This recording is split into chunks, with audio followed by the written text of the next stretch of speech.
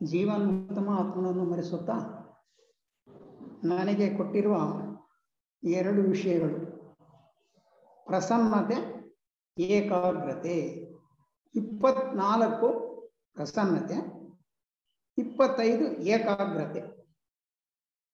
ಪ್ರಸನ್ನತೆ ಅಂದರೆ ಸಾಧನವನ್ನು ಕೆಲವರು ತಿತಿಕ್ಷೆ ಅಥವಾ ಸಹನೆ ಎಂದು ಹೇಳುವರು. ಪ್ರಸನ್ನತೆ ಎಂದರೂ ಅಲ್ಲಿಗೆ ಬರುತ್ತೆ, ತಿತಿಕ್ಷೆ ಎಂದರೂ ಅಲ್ಲಿಗೆನೆ ಬರುತ್ತೆ, ಸಹನೆ ಎಂದರೂ ಅಲ್ಲಿಗೆನೆ ಬರುತ್ತೆ. ಇದು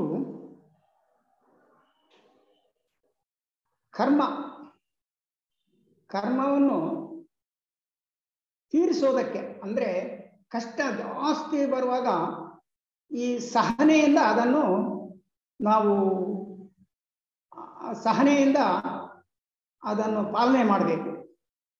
ಕಷ್ಟ ಕರ್ಮ ಅಂದರೆ ಸ್ವಲ್ಪ ಕರ್ಮದ ವಿಚಾರ ನಾವು ತಿಳಿದು ಅದನ್ನು ಸಹನೆಯಿಂದ ತಿಳ್ಕೋಬೇಕು. ಸಹನೆಯಿಂದ ಅದು ಕಷ್ಟವನ್ನು ಪರಿಹಾರ ಮಾಡ್ಕೋಬೇಕು.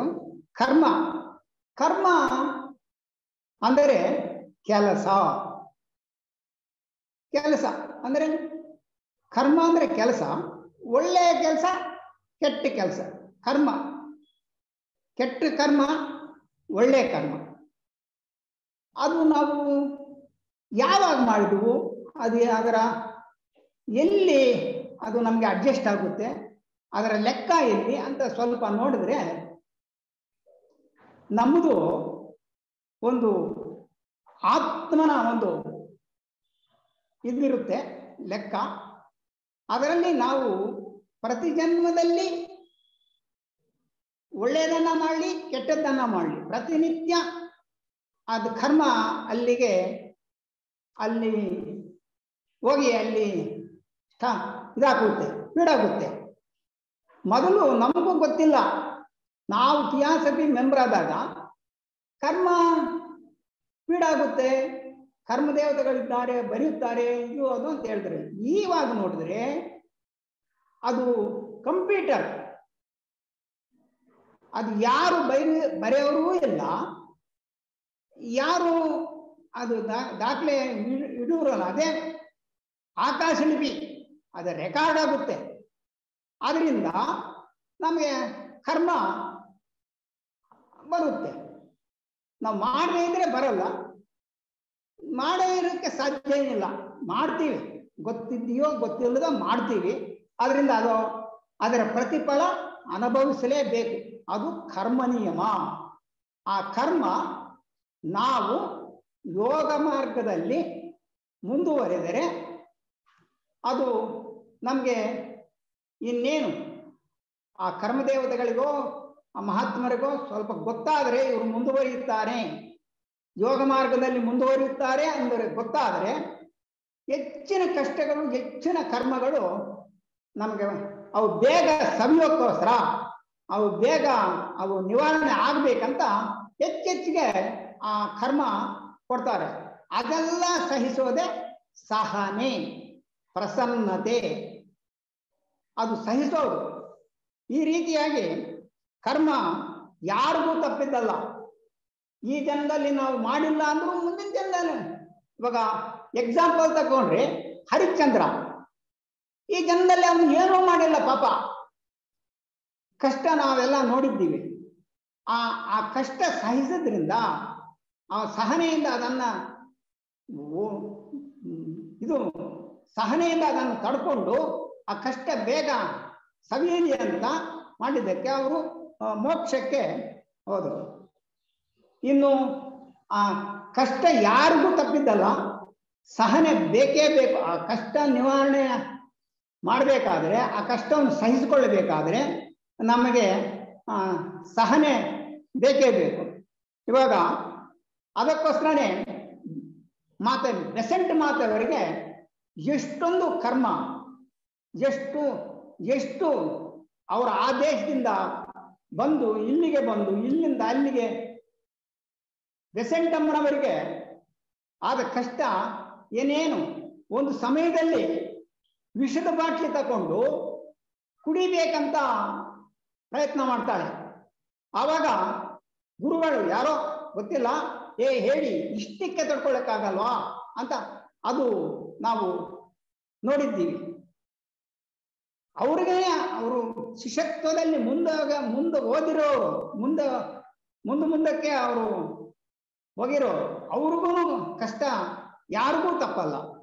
ಅದೇ ರೀತಿಯಾಗಿ ನಮ್ಮ ಮೇಡಮ್ ಬ್ಲೆವೆಟ್ಸ್ಕಿ ಅವರಿಗೆ ಕರ್ಮ ಸಾಂಘಿಕ ಕರ್ಮ, ವ್ಯಕ್ತಿ ಕರ್ಮ, ಈ ಸಾಂಘಿಕ ಕರ್ಮಗಳು ದೇಶ ಆಗಿರಬಹುದು, ರಾಷ್ಟ್ರ ಆಗಿರಬಹುದು, ಒಂದು ಊರಾಗಿರಬಹುದು, ಎಲ್ಲರೂ ಸೇರ್ಕೊಂಡು ಮಾಡಿರೋ ಕರ್ಮಕ್ಕೆ ಸಾಂಘಿಕ ಕರ್ಮ ಅಂತ ಅದು ಇರುತ್ತೆ. ಆ ಸಾಂಘಿಕ ಕರ್ಮ ಯಾರಿಗೂ ತಪ್ಪಲ್ಲ. ಇವಾಗ ಬ್ಲೆವೆಟ್ಸ್ಕಿ ಅಮ್ಮನವರಿಗೆ ಕೂಲಂ ದಂಪತಿಗಳು 1894-95ರಲ್ಲಿ ಅವರು ಹೆಡ್ ಕ್ವಾರ್ಟರ್ನಲ್ಲಿ ಆ ಕೂಲಂ ದಂಪತಿಗಳಿಗೆ ಕ್ರಿಶ್ಚಿಯನ್ರು ಮಿಷನರಿಗಳು ಏನೋ ಅವರಿಗೆ ಏನೋ ದುಡ್ಡು ಕೊಟ್ಟು ಏನೋ ಆಸೆ ಹುಟ್ಟಿಸಿ ಅವರು ಬರುವುದು ಅದು ಲೆಟರ್ಸ್, ಮಾಸ್ಟರ್ ಲೆಟರ್ಸ್ ಸುಳ್ಳು ಅಂತ ಆಪಾದನೆ ಮಾಡಿದ್ರು. ಅದರಿಂದ ಎಷ್ಟೋ ಜನ ಮೆಂಬರ್ಗಳು ಬಿಟ್ಟು ಹೋದ್ರು. ಇತಿಹಾಸವಿಗೂ ಬ್ಲೆವೆಟ್ಸ್ಕಿಗೂ ಎಲ್ಲಕ್ಕೂ ಅವರ ಮನಸ್ಸಿಗೆ ನೋವಾಯಿತು. ಆದರೂ ಸಹ ಅದು ಒರಿಜಿನಲ್ ಅಂದರೆ ಕೆಲವರು ಕಾಟಾಚಾರಕ್ಕೆ ಸೇರಿರುತ್ತಾರೆ, ಅವರೆಲ್ಲ ಬಿಟ್ಟು ಹೋದ್ರೂ ಚಿಂತೆ ಇಲ್ಲ, ಅಲ್ಲಿಗೆ ಪರಿಶುದ್ಧವಾಯಿತು. ಯಾರಿಗೂ ಕರ್ಮ ಅನ್ನೋದು ಬಿಡಲ್ಲ ಅನ್ನೋದಕ್ಕೆ ಒಂದು ಎಕ್ಸಾಂಪಲ್. ಇನ್ನು 1906ರಲ್ಲಿ ಲೆಡ್ಬಿಟರು ಲಂಡನ್ನಲ್ಲಿ ಒಂದು ಭಾಷಣ ಮಾಡುವಾಗ ಅವೇಳನಕಾರಿ ಅಂತ ಅಲ್ಲಿ ಅವರು ಸದಸ್ಯರೆಲ್ಲ ಅವರನ್ನು ಸದಸ್ಯತ್ವದಿಂದ ತೆಗಿಬೇಕು ಅಂತ ಪಟ್ಟು ಹಿಡಿದ್ರು. ಅದೇ ಪ್ರಕಾರವಾಗಿ ಅವರು 2 ವರ್ಷ ಕಾಲ, ಒಂದಲ್ಲ ಒಂದು ತಿಂಗಳಲ್ಲ, 1 ವರ್ಷ ಅಲ್ಲ, 2 ವರ್ಷಗಳ ಕಾಲ ಅವರು ಸದಸ್ಯತ್ವವನ್ನು ಬಿಟ್ಟರು. ಅಂದ್ರೆ ಅವರಿಗೆ ಬಹಳ ನೋವಾಯ್ತಂತೆ. ಏನು, ಎಲ್ಲ ಉತ್ತಮರಾದ ಸದಸ್ಯರು ನನ್ನಿಂದ ಈ ಸಂಸ್ಥೆಗೆ ಬಿಟ್ಟು ಹೋದ್ರಲ್ಲ ಅಂತ ಪಶ್ಚಾತ್ತಾಪ ಪಟ್ಟು ಒಂದು ಸಲ ಮಹಾಚೌಹಾಣರ ಮಳೆಗೆ ಹೋದ್ರಂತೆ. ಆ ಮಹಾಚೌಹಾಣರಿಗೆ ಈ ಮಾತು ಹೇಳಿದ್ರಂತೆ, ನನ್ನಿಂದ ಎಲ್ಲ ಮೆಂಬರ್ ಬಿಟ್ಟು ಹೋದ್ರಲ್ಲ ಅಂತ. ಇಲ್ಲ ಅವರು ಅಷ್ಟೇ, ಅವರು ಬೆಸೆಂಟಮ್ನವರನ್ನು ತಿರಸ್ಕರಿಸಿದ್ರೆ ನೀನು ಒಪ್ಪುತ್ತೀಯಾ ಅಂತ ಹೇಳಿದ್ರಂತೆ. ಲೆಡ್ಬಿಟರ್ ಅವರು ಬೆಸೆಂಟಮ್ನವರನ್ನು ಅವರ ಆಪಾದನೆ ಮಾಡಲ್ಲ ಅಂತ ಹೇಳಿದ್ರು. ಕೆಲವು ದಿನಗಳಾದ ಮೇಲೆ ಬೆಸೆಂಟಮ್ನ ಬ್ಲೆವೆಟ್ಸ್ಕಿ ಅಮ್ಮನವರನ್ನು ಇದು ಮಾಡಿದ್ರಂತೆ. ಬೆಸೆಂಟಮ್ನವರನ್ನು ಆಗ ಮಹಾಚೌಹಾಣರು ಹೇಳಿದ್ರಂತೆ, ನೋಡಿದ್ಯಾ ಬೆಸೆಂಟಮ್ನವರನ್ನು ತಿರಸ್ಕರಿಸಿದ್ರಾ ಅಂದ್ರೆ. ಆವಾಗ ಅವರು ಅಷ್ಟೇ, ಅವರು ಇನ್ನು ಅವ್ರಿಗೆ ಸೂರ್ಯ ಹಸ್ತ, ಈ ಜನ್ಮದಲ್ಲಿ ಅವರು ಮುಂದಕ್ಕೆ ಹೋಗೋದಕ್ಕೆ ಸಾಧ್ಯವಿಲ್ಲ, ನೀನ್ ಯಾತಕ್ಕೆ ಪಶ್ಚಾತ್ತಾಪ ಪಡ್ತೀಯಾ? ಆದ್ರಿಂದ ಕಷ್ಟ ಸಹನೆಯಿಂದ ನಾವು ಯಾವುದೇ ಬಂದರೂ ಸಹನೆಯಿಂದ ಅದನ್ನು ನಿವಾರಣೆ ಮಾಡಬೇಕು. ಎಂಥ ಕಷ್ಟ ಬಂದ್ರೂ ಕುಗ್ಗದೆ ಯೋಗ ಮಾರ್ಗದಲ್ಲಿ ಮುಂದುವರಿಯಬೇಕು.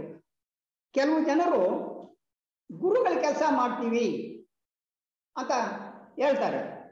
ಗುರುಗಳು ಏನನ್ನು ಹೇಳ್ತಾರೋ, ಹೆಚ್ಚು ಖರ್ಚಾಗುತ್ತೋ, ಕೆಲಸ ನಷ್ಟ ಆಗುತ್ತೋ, ಅದನ್ನು ಅವರು ಮನಸ್ಸಿನಲ್ಲಿ ಅಂದ್ಕೊಳ್ತಾರೆ. ಅಂತವರು ಯೋಗ ಮಾರ್ಗಕ್ಕೆ ಅರ್ಹರಲ್ಲ.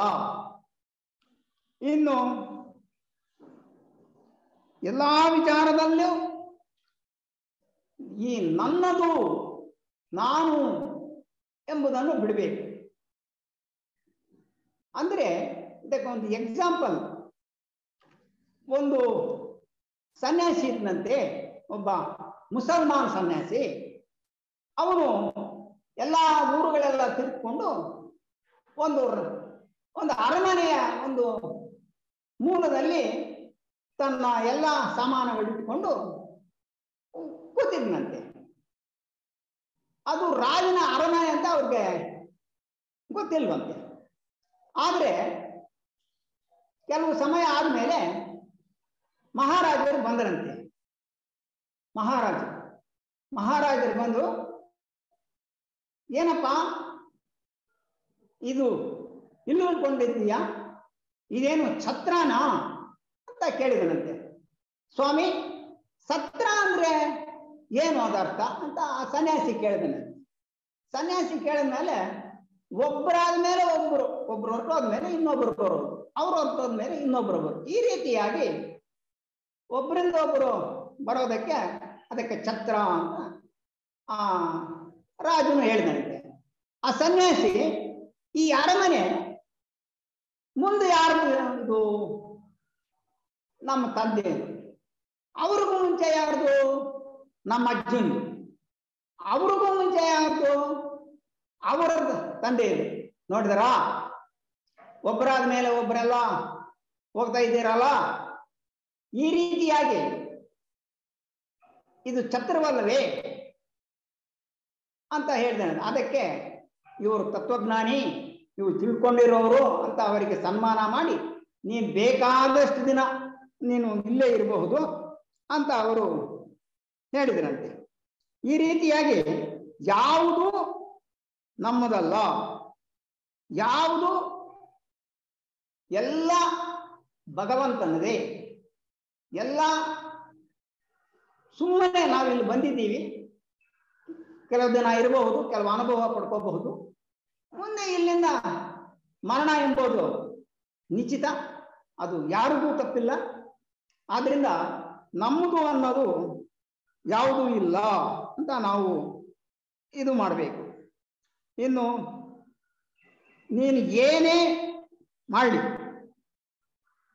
ಯಾವುದೇ ಮಾಡಲಿ, ದೇಹಾತ್ಮ ದೃಷ್ಟಿಯಿಂದ ಮಾಡಿದರೆ ಅದು ಅದು ನಿನಗೆ ಆಗುತ್ತೆ. ಅದು ನೀನು ಆತ್ಮದೃಷ್ಟಿಯಿಂದ ಯಾವ ಕೆಲಸವಾದರೂ ಆತ್ಮದೃಷ್ಟಿಯಿಂದ ಮಾಡಿದರೆ ಅದು ಗುರುಗಳಿಗೆ ಮತ್ತು ಲೋಕ ಕಲ್ಯಾಣ ಸೇವೆ ಈ ಎರಡಕ್ಕೂ ಅದು ಅನ್ವಯ ಆಗುತ್ತದೆ. ಇನ್ನು ಆದ್ದರಿಂದ ಇದು ಇನ್ನು ಎರಡನೆಯದು ಏಕಾಗ್ರತೆ. ಏಕಾಗ್ರತೆ ಅಂದ್ರೆ ಅದರ ಮೇಲೇನೆ ಗಮನ.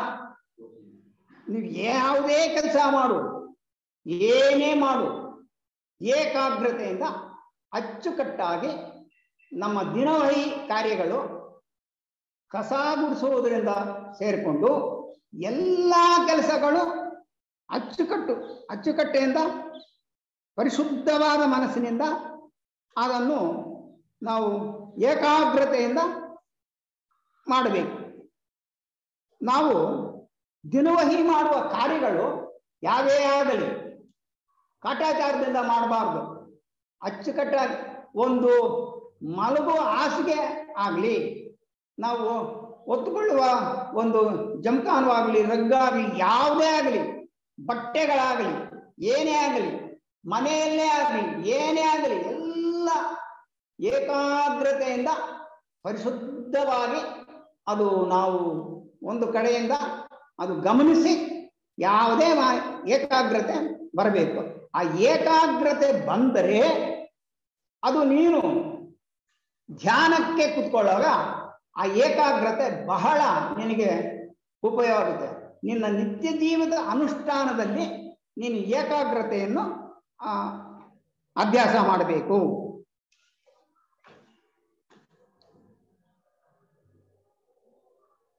ಯಾವ ಕೆಲಸ ಮಾಡಿದ್ರು ಮನಸ್ಪೂರ್ವಕವಾಗಿ ಮಾಡಬೇಕು. ಏಕೆಂದರೆ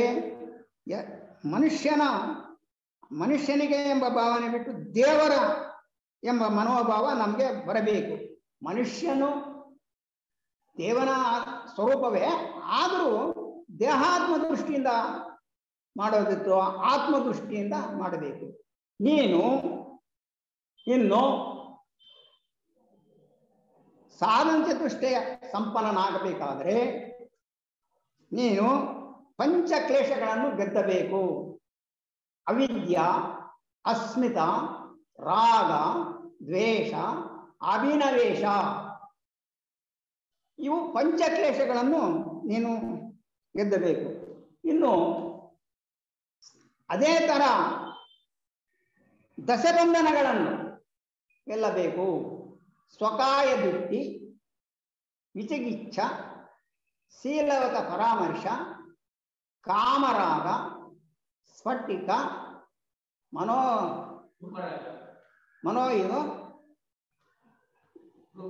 ರೂಪರಾಗ, ಅರೂಪರಾಗ, ಮಾನೋ, ಉದ್ದಚ್ಚ, ಅವಿದ್ಯ, ಅಜ್ಞಾನ, ಇವು ದಶಬಂಧನಗಳನ್ನು ನಾವು ಮೂಲೋತ್ಪಟನೆ ಮಾಡಬೇಕು. ನೀನು ಸಾಧನ ಚತುಷ್ಟಯ ಸಂಪನ್ನನಾಗಬೇಕಾದ್ರೆ ಇವೆಲ್ಲವನ್ನು ಜೀವನದ 7 ಮೌಲ್ಯಗಳನ್ನು ನೀನು ಜೀವನದ 7 ಮೌಲ್ಯಗಳು: ಬಾಳಿನಲ್ಲಿ ಏಕತೆ, ಮಾತಿನಲ್ಲಿ ಮಧುರತೆ, ಜೀವನದಲ್ಲಿ ಶಾಂತತೆ, ಬದುಕಿನಲ್ಲಿ ಮಮತೆ, ನಡತೆಯಲ್ಲಿ ಗಂಭೀರತೆ, ನೋಟದಲ್ಲಿ ಪವಿತ್ರತೆ, ಮನಸ್ಸಿನಲ್ಲಿ ವಿಶಾಲತೆ. ಅದು ಜೀವನದ ಮೌಲ್ಯಗಳು. ಇನ್ನು ನೀನು ಬದುಕಿನ 9 ಸೂತ್ರಗಳನ್ನು ಕಲಿಯಬೇಕು.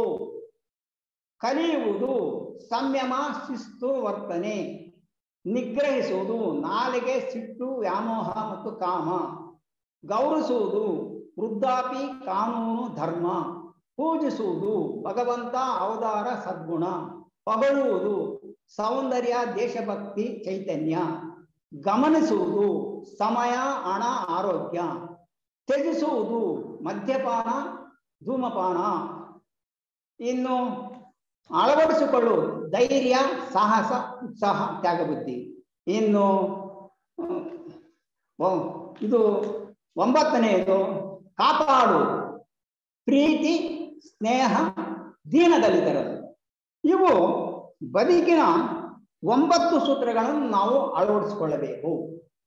ಇದು ಯೋಗ ಮಾರ್ಗಕ್ಕೆ ನಾವು ಹೋಗಬೇಕಾದ್ರೆ, ಸಾಧನ ಚತುಷ್ಟಯ ಸಂಪನ್ನರಾಗಬೇಕಾದ್ರೆ ಇವೆಲ್ಲ ನಾವು ಜೀವನದಲ್ಲಿ ಉದ್ದಕ್ಕೂ ಇವನ್ನು ನಾವು ಕಂಠಪಾಠ ಮಾಡಿ ಇವನ್ನು ಬಿಡಬೇಕು. ಇನ್ನು ಸದ್ಗುಣಗಳು: ಕರುಣೆ, ಸಾಮರಸ್ಯ, 3 ದಯೆ, 4 ನಮ್ರತೆ, 5 ಸತ್ಯ, 6 ಧೈರ್ಯ, 7 ಸಮತ್ವ, 8 ದೃಢನಿಷ್ಠೆ, 9 ಪವಿತ್ರತೆ, 10 ಭಕ್ತಿ, 11 ಪ್ರೇಮ, 12 ಸದಾಚಾರ, 13 ಸಂತೋಷ. ಇವು ಸದ್ಗುಣಗಳು. ಇನ್ನು ದೈವೀ ಗುಣಗಳು: ಅಭಯ, ಪೂರ್ಣ ನಿರ್ಮಲತೆ, 3 ದಾನ, 4 ಧ್ಯಾನ, 5 ಇಂದ್ರಿಯ ನಿಗ್ರಹ, 6 ಉತ್ತಮ ಕಾರ್ಯ ಮಾಡುವುದು, 7 ಅಧ್ಯಯನ, 8 ಪ್ರಜ್ಞೆ, 9 ಸ್ವಧರ್ಮ, 10 ಕಷ್ಟ ಸಹಿಸುವುದು, 11 ಸರಳತೆ, 12 ನೋವು ಕೊಡದೆ ಇರುವುದು, 13 ಮೃದು ಮಾತು, 14 ಸಂತೋಷ, 15 ಪ್ರತೀಕಾರ ಮಾಡದೇ ಇರುವುದು, 16 ಚಿತ್ತು ವೃತ್ತ ನಿರೋಧ, 17 ಪರನಿಂದೆ ಮಾಡುವುದು, 18 ದಯೆ, 19 ಕೋಮಲತೆ, 20 ಶಾಸ್ತ್ರ ವಿರುದ್ಧ ಆಚರಣೆ ಇಲ್ಲದಿರುವುದು, 21 ವ್ಯರ್ಥವಾದ ಚೇಷ್ಟೆ ಮಾಡದಿರುವುದು, 23 ಕ್ಷಮಿಸುವುದು, 24 ಬಾಹ್ಯ ಶುದ್ಧಿ, 25 ಅಂತರಂಗ ಶುದ್ಧಿ, 26 ಚತುರ್ಥ್ವ ಇರುವುದು, 27 ಆತ್ಮ ಪ್ರಶಂಸೆ ಇಲ್ಲದಿರುವುದು, 28 ತಪಸ್ಸು, 29 ಸ್ವ ಅಧ್ಯಯನ. ಇವು ದೈವೀ ಗುಣಗಳು. ಈ ದೈವೀ ಗುಣಗಳನ್ನು ನಾವು ಸದ್ಗುಣಗಳನ್ನು ಇವೆಲ್ಲ ನಾವು ಸಂಪಾದನೆ ಮಾಡಿ ಅವನ್ನು ನಾವು ನಡ್ಕೊಂಡ್ರೆ ಯೋಗ ಮಾರ್ಗದಲ್ಲಿ ಯೋಗಕ್ಕೆ ನಮಗೆ ಅವಕಾಶ, ಗುರುಗಳಿಗೆ ನಾವು ಶಿಷ್ಯರಾಗುವುದಕ್ಕೆ ಅರ್ಹರಾಗುತ್ತೇವೆ. ಇನ್ನು ಯಾವುದೇ ಆಗಲಿ ಶ್ರದ್ಧೆಯಿಂದ ನಂಬಿಕೆ ಇಟ್ಟು ಮಾಡಬೇಕು. ಇನ್ನು ಕರ್ಮ ನಿಯಮ ಮಾತ್ರ ಗೊಣಗುಟ್ಟದೆ ನಾವು ಮಾಡಿರೋದೇ ನಾವೇ ಅನುಭವಿಸಬೇಕು ಅಂತ ಒಂದು ದೃಢ ನಿಶ್ಚಯ, ಇದಕ್ಕೆ ಸಹನೆ ಅವಶ್ಯಕತೆ.